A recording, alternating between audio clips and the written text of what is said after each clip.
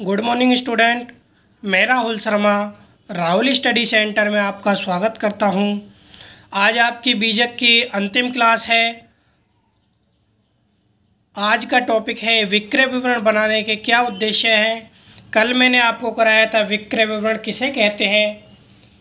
विक्रय विवरणों को आज एक बार फिर से समझते हैं। बहुत से व्यापारी अपने माल की बिक्री बढ़ाने के उद्देश्य से विभिन्न स्थानों पर एक एजेंट नियुक्त कर देते हैं। इन एजेंटों को उनके द्वारा विक्रय किए जाने वाले माल पर कमीशन दिया जाता है। यह एजेंट अपने द्वारा विक्रय किए गए माल का एक विवरण हिसाब बनाकर अपने प्रधान को भेजते हैं। उसे हम विक्रय विवरण कहते हैं।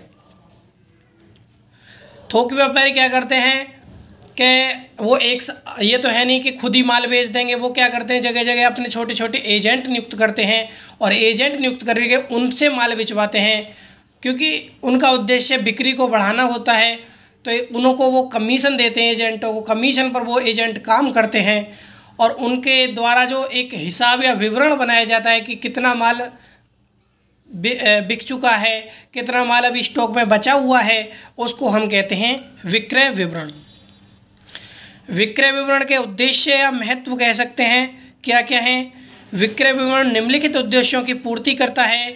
इसमें पहला है, इसके द्वारा व्यापारी को एजेंट द्वारा बेचे गए माल के विक्रय के संबंध में जानकारी प्राप्त होती है।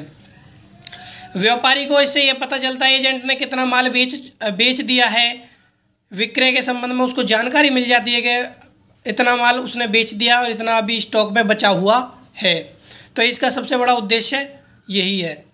तो दूसरा उद्देश्य है, इसके द्वारा व्यापारी को एजेंट के पास शेष बचे माल के संबंध में जानकारी प्राप्त, यानी स्टॉक में कितना माल बचा हुआ है उसके बारे में इससे जानकारी मिलती है। यह भी इसका एक उद्देश्य है। तीसरा है, इसके द्वारा व्यापारी को माल के संबंध में बाजार मूल्य यानी मार्केट प्राइस का ज्ञान होता है। मार्केट में क्या वैल्यू है इस वस्तु की, इसके बारे में व्यापारी को विक्रय विवरण द्वारा ही पता चलता है। कितनी डिमांड है, कितनी सप्लाई है, उसके बारे में भी बाजार मूल्य ही विक्रय विवरण ही व्यापारी को बताता है।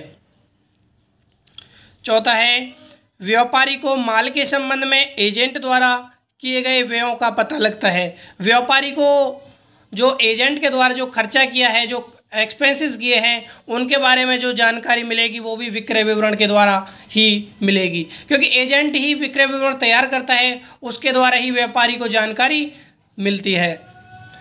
तो अंतिम इसका उद्देश्य है, व्यापारी इसी विवरण के आधार पर अपनी लेखा पुस्तकों पर लेखा कर सकता है। यानी जो व्यापारी है अपनी जो पुस्तक बनाता है, यानी जो जर्नल बनाता है, जो अपने लेजर बनाता है, उसमें इस विक्रय विवरण के द्वारा ही वो एंट्री कर सकता है, जिसे पता चल सकता है कि इतना माल हमारा बिक चुका है, इतना शेष है, इतने परचेज कर लिया है, इतना सेल्स कर दिया, उसके बारे में सभी जो जानकारी है, कितना कमीशन देना है, कितना कमीशन दिया है, कितना व्यय हुए हैं, उसके बारे में सभी जानकारी एक विक्रय विवरण द्वारा ही पता चलता है।